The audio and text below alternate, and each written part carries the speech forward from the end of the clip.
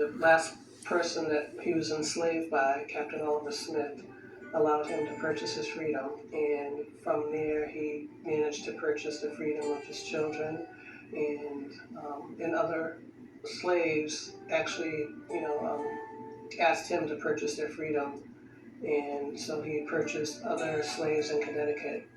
He was determined to live his life as a free man and at all costs, and he actually stood his ground, which is a phrase that a lot of people use now, and they're in fear when a black person says, "I'm going to stand my ground or stand for who I am."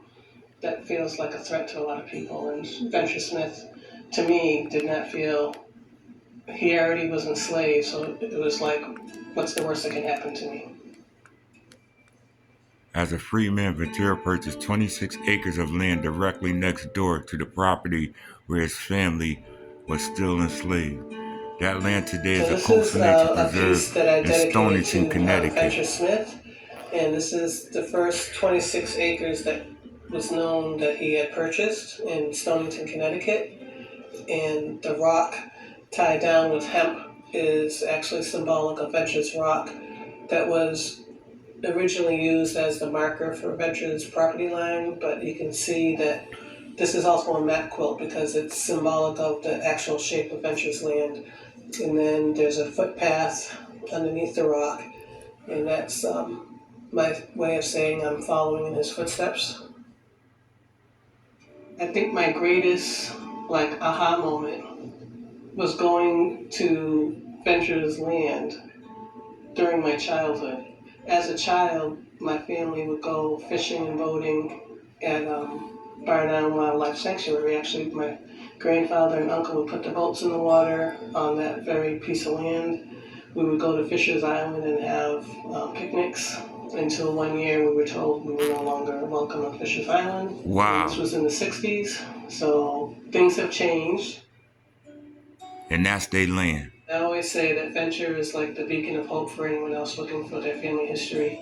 There are so many people that are descendant of slaves in the United States that don't have the history to go back to. And so when I talk about Venture and all that he's done, I'm also giving hope for other people. I just look at Venture as his story is an amazing story for other people to learn from and to start digging and finding their own family history.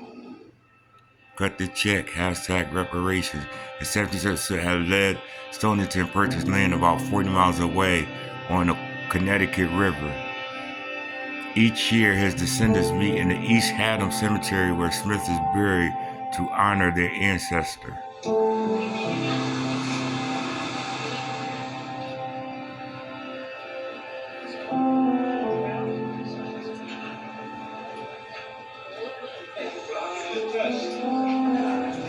Good afternoon. It's a beautiful fall day, and the rain came yesterday, so we don't have to worry about it.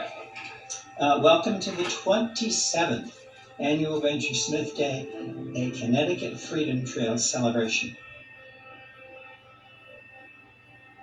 The first time I came and the grave had been exhumed and was just New there, meaning to Ace Ventura now. I put my hand on the headstone and I fell to my knees and cried uncontrollably. I had never felt anything like that before.